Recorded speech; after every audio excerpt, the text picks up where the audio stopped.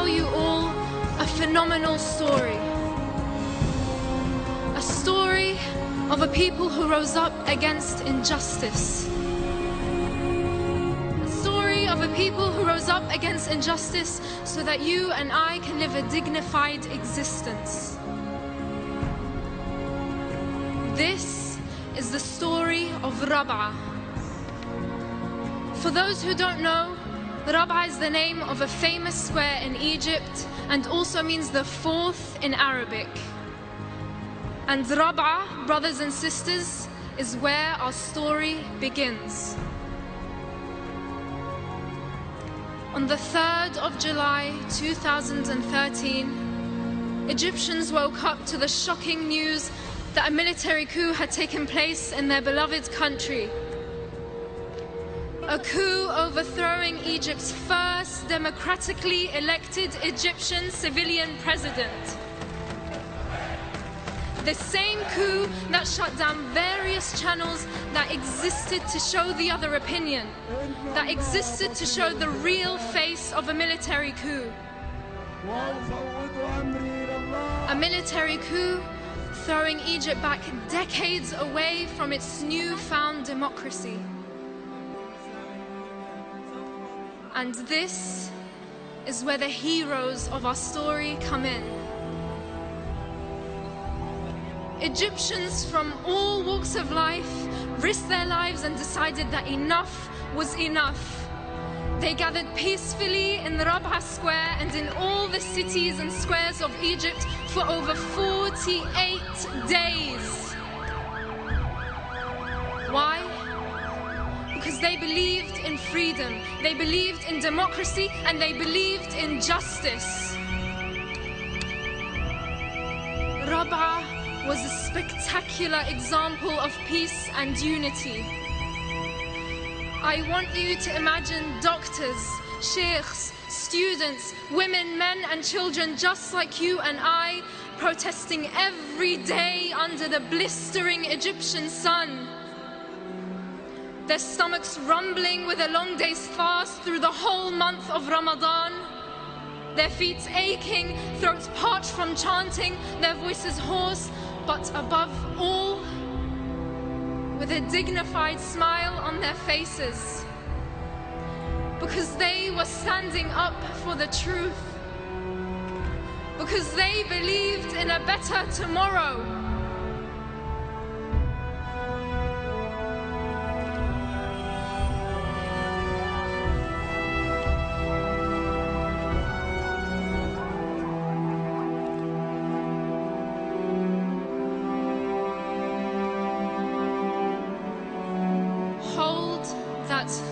Into your mind. Remember the children's faces smiling as they're holding up placards saying, "Remember me." Remember the scenes of the protesters praying all night and chanting all morning. Keep that image of Rابعه in your minds as I move you on to another fateful date. The 14th of August 2013. Here, our story takes a sharp and distressing turn. That day, Egypt witnessed the worst state-led massacre in its history. We're talking about women, men and children being killed in cold blood. We're talking about over 2,600 people being killed for no charge and no crime, except that they dared come out and call for freedom and democracy in their own country. It was a day that marked the complete massacre and annihilation of any form of freedom and democracy in Egypt and any of its supporters. It was a day where bodies, tents, makeshift hospitals, and even the local mosque were burnt and torched down. It was a day where bulldozers closed off exits of Rابعه and all the cities and squares of Egypt. It was a day where the military forces and the police fired tear gas and live bullets into the crowd, not sparing anyone, young or old, woman or man.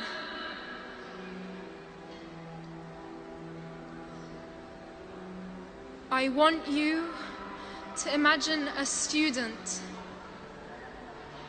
who always came first in their class, who always kept Egypt's minds in their future, waking up for another day of protest, kissing their parents, brothers and sisters goodbye, not knowing it would be for the very last time. I want you to remember a man named Ahmed Asim, a man who came to convey and portray the truth through the lens of his camera. The camera that filmed his own death. I want you to feel the despair his family had felt, to replay and replay and replay his last video, wondering and asking why and what he'd done to be killed. I want you to feel the pain of the oldest grandfather who slept on Egypt's tarmac and used the pavement as his pillow, standing up to protest. Why? Because he wouldn't let his children and grandchildren live through the 60 years of oppression, humiliation and injustice he had to live through. I want you to know of the mother who came to protest together with her 17-year-old daughter. That day, she only left with her daughter's body. She was shot not once, not twice, but 3 times. These are not just numbers.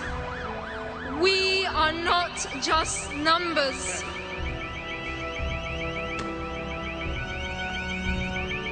Our story does not end here. You can change that ending. Our heroes did not stop asking for their rights while the military continues to violate human rights daily.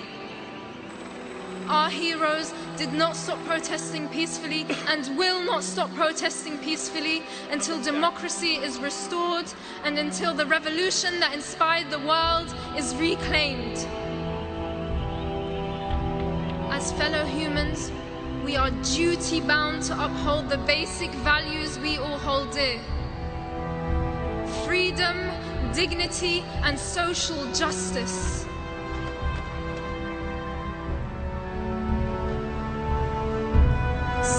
I urge you to write to your local MPs, attend demonstrations, and raise awareness in your schools and universities. Speaking out for truth and justice is not a choice. It is an obligation and a responsibility amongst each and every one of us. Because today here at GPU and the rest of the world, we are all Rابعه. Thank you.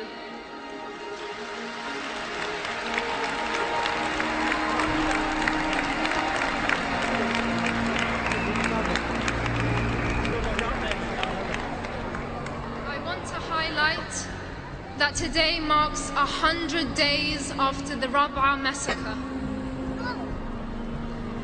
This symbol is the symbol of perseverance. It is the symbol of resistance. It is the symbol of hope.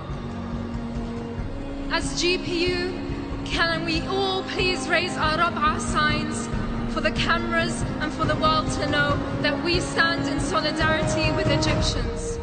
Thank you.